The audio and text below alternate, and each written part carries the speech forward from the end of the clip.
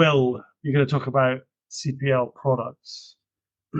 Yeah, exactly. I'll kick off with our desktop product, which was just called CPL before. We're rebranding that, naming that CPL Core, and that's really to give the distinction between this product and our new web product. And the new web product we're going to call CPL Connect, which really feeds into the whole way that it connects with users and also with CPL Core as well. So on the CPL Core side of things, your team have been really busy working through a lot of new features. So one of those is the Go Cardless implementation. We've been busy working away on that, and phase one is now complete. It was completed this week actually, and that's sort of ready for testing now. So we'll hopefully get that through testing, and then we'll be looking to roll that out in probably about a month's time, maybe a little bit longer, depending on how our timelines fit. But it's looking really great. It's going to allow our users to set up direct debits for our clients using the Go Cardless portal and all of their services, which adds a lot more usability to the current direct debits, and also allows users to make instant bank payments as well, which is a really awesome new feature that we didn't have before. So that's looking really good. We've also been working on a new deployment tool, so we're kind of looking to move away from how we currently deploy our software, which currently uses Microsoft ClipOnce, and we're going to use a different approach, which will allow us to be able to have more control over where our product is installed and how we use it. And that's going to really be key for us to be able to integrate CPL Core and CPL Connect together so that they can speak to each other and kind of have that kind of seamless communication between the two. So the user should be able to kind of run both at once and sort of hop between the two very easily. So that's coming along really well as well. And again, we're sort of looking at probably a kind of 1 to 2 month timeline before we start rolling that out.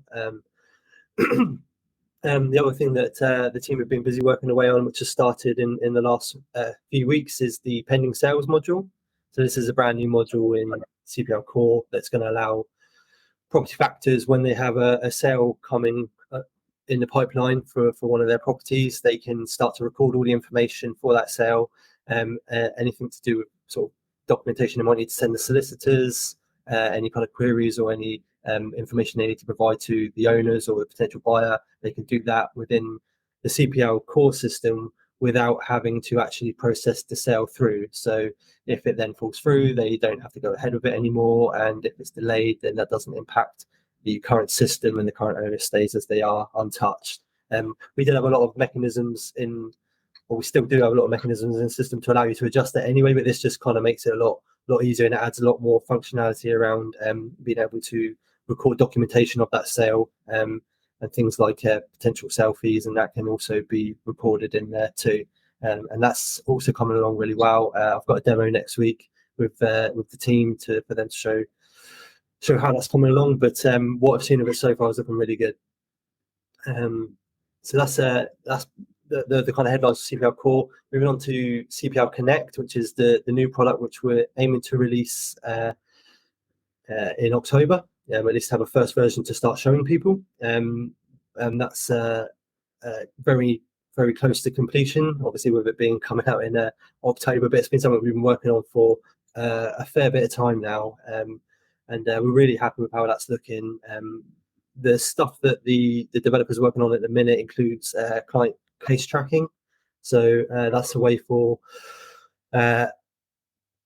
property managers to be able to track client queries from start to finish so that they don't lose track of anything, and those can all have SLAs applied, and it will track all the communication between the client and the factor and the owner. And it isn't just owners either, it could be contractors or anyone else that they interact with outside of their business.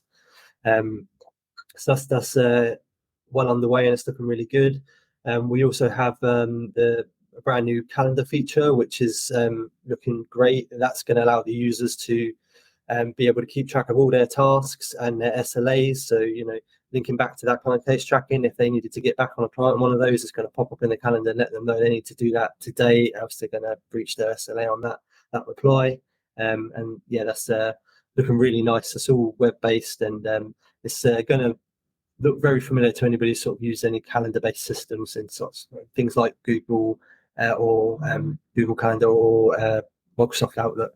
It's very similar look and feel, so you should be right at home with that.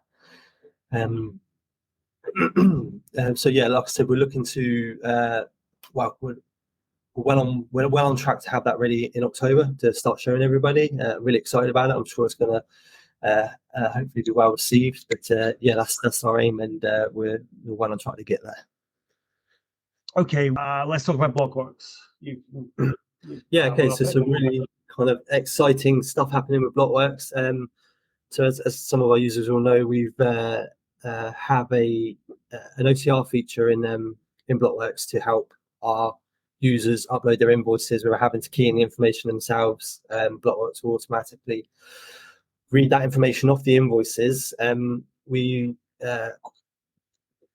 spent a lot of time on that, and we've managed to fine tune it to a fairly decent point. Although there were still the occasional invoices that wouldn't quite read as we wanted. But recently we've been able to leverage the sort of AI advancements, which I'm sure everyone has heard of and seen in the news, or maybe even experienced themselves if they've had a dabble into some of the chatbots that are run by these. So we've started integrating with some of those services, and we now have almost a completely brand new OCR process now. So it's much improved on what we've had. In our demos so far, it's been very, very impressive.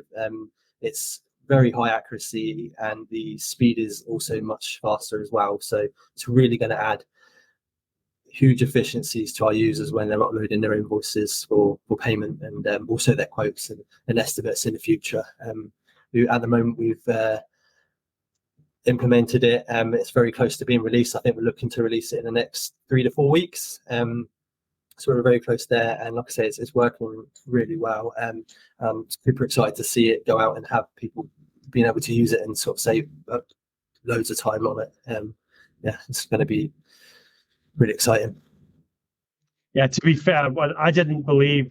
I didn't believe, but I wanted to see how quick and how accurate it was, and yes, it's pretty bloody amazing. To be fair,